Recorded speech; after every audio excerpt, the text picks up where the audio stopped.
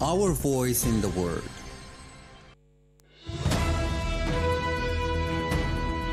This is the English service of Radio Algeria International. It's time for the news. Algeria has firmly condemned the deliberate Israeli attacks against the personnel of the UN interim force in Lebanon, calling for conducting an impartial investigation in order to apply the principle of accountability.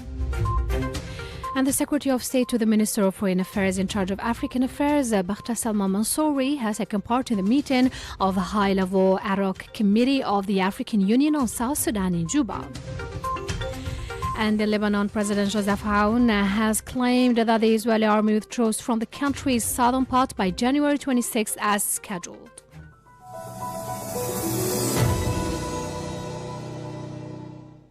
Those were the major developments. Now, the full news edition. Good afternoon. Algeria has firmly condemned the deliberate Israeli attacks against the personnel of the UN interim force in Lebanon, UNIFIL, calling for conducting an impartial investigation in order to apply the principle of accountability. Ms. Ochofi has the details. During a meeting held on the United Nations Interim Force in Lebanon, UNIFIL, and the United Nations Disengagement Observer Force, UNDOF, Algeria's permanent representative to the UN, Ammar Benjama, denounced the deliberate destruction of the premises of the UNIFIL. He called for conducting impartial investigations so that those responsible for the attacks are held accountable. He also expressed Algeria's unwavering support for the UN missions and its firm will to guarantee the safety and security of the peacekeepers. He recalled that the attacks against peacekeepers constitute war crimes, highlighting that the Security Council adopted last month Resolution 2766, renewing the mandate of UNDOF, expressing Algeria's request for the resolution to be fully implemented. He said Algeria approves and supports the key provision of the resolution, including the obligation to fully respect the terms of the 1974 Disengagement of Forces Agreement, to exercise the utmost restraint and to prevent violations of the ceasefire in the area of separation, as well as to ensure that there is no military activity in this zone. Furthermore, Mr. Benjama indicated that the Israeli actions in the zone of separation and its multiple incursions into the Syrian territory constitute a serious threat not only for Syria, which is going through a very delicate period, but also for regional and international peace and security. In this regard, he called the Security Council to reaffirm its resolutions and act decisively to put an end to such actions, noting that no one is above the law and that the principle of responsibility must be applied. He said addressing the root cause of the conflict in the region by putting an end to the occupation of all Arab lands is fundamental to ensure a lasting peace in the Middle East. He added that the current cycle of violence has once again highlighted an irrefutable truth, namely that we cannot solve the problems of the region through piecemeal solutions. Mr. Benjama said the challenges of the region are interrelated and it's only through a holistic approach that we can hope to achieve a lasting and genuine peace.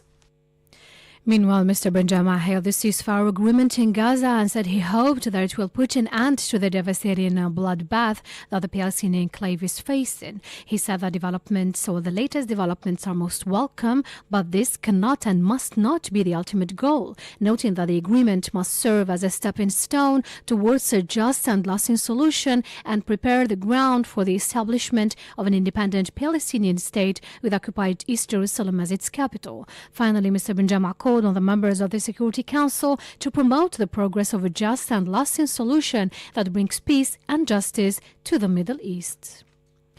The Secretary of State to the Minister of Foreign Affairs in charge of African Affairs, Ms. Baghta Mansouri, has taken part in the high-level ad hoc committee meeting of the African Union in South Sudan, known as C5, held in Juba, with the aim of ensuring the following up of the implementation of the reactivated peace agreement and reinforcing coordination with regional and international partners in support of the country's stability, peace, and sustainability development. Mr. Ochofi.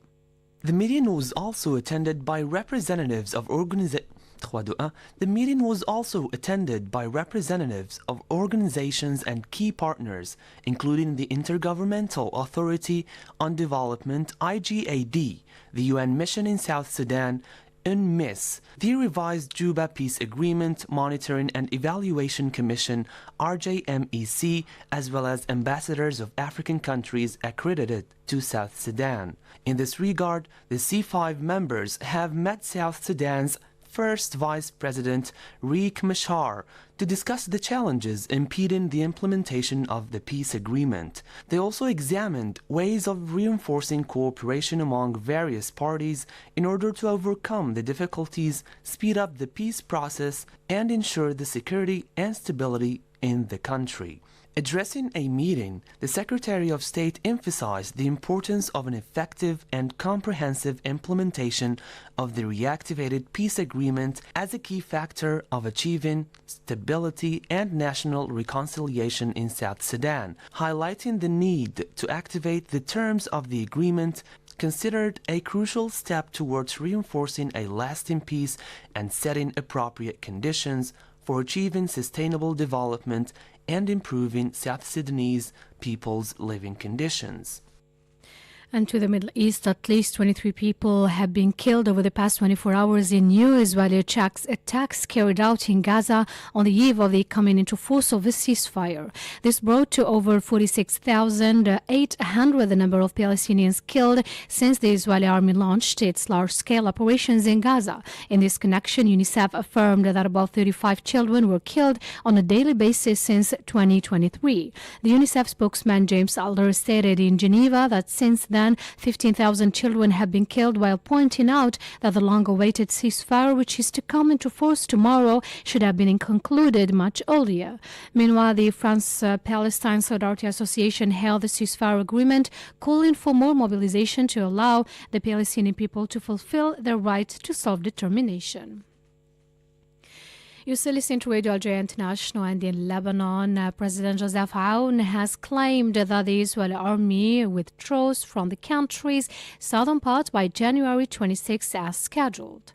During a meeting with the UN Secretary General Antonio Guterres, he stressed that Lebanon remained attached to the necessity to an Israeli troop withdrawing from the occupied territories within the deadline set by the ceasefire agreement signed last November. In this respect, the newly elected president denounced the Israeli continued violations of Lebanon's air and spaces, notably the destruction of villages along the border.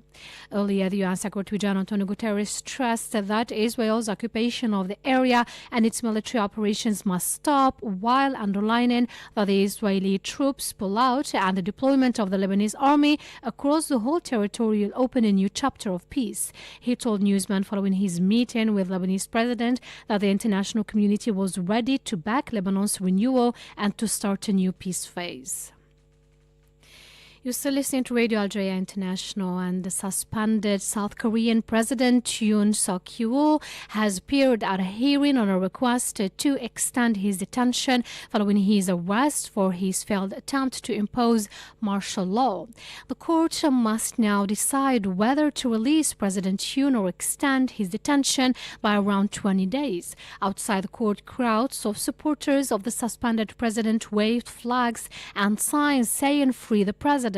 A court decision approving President Yoon's continued detention would give prosecutors time to formalize an indictment for insurrection or a charge for which he could be jailed for life or executed if found guilty. If his detention is not extended, he would be released. The suspended president is accused of destabilizing the country by declaring martial law by surprise on December 3rd, a coup force that was quickly thwarted by MPs in a parliament surrounded by soldiers.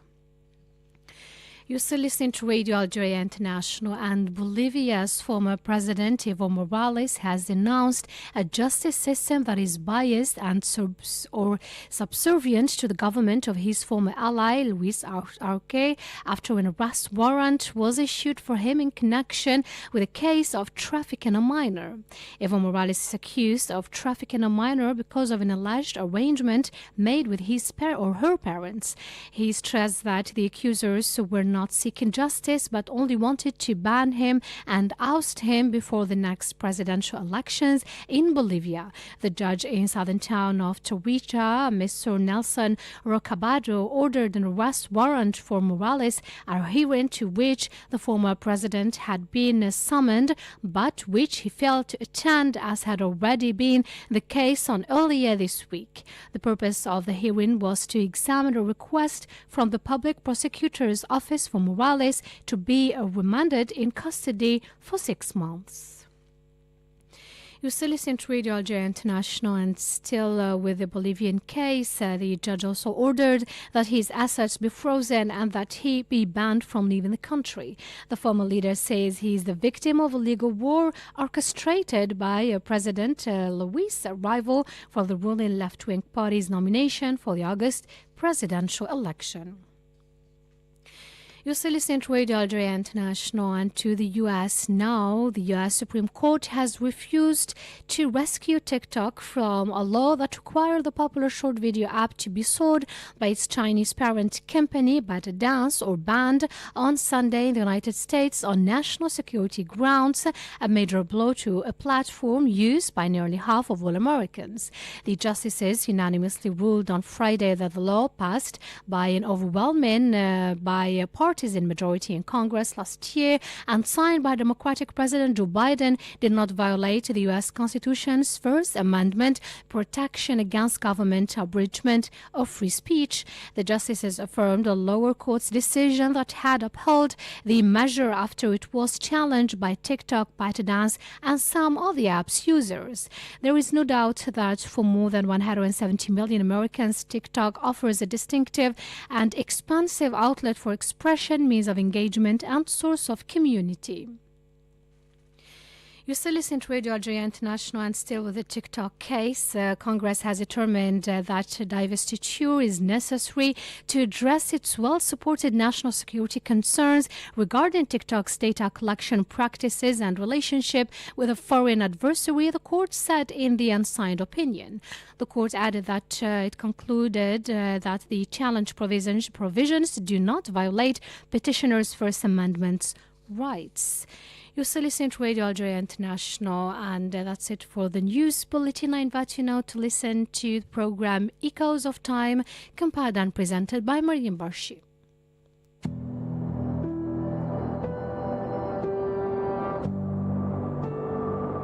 To travel back in time and learn about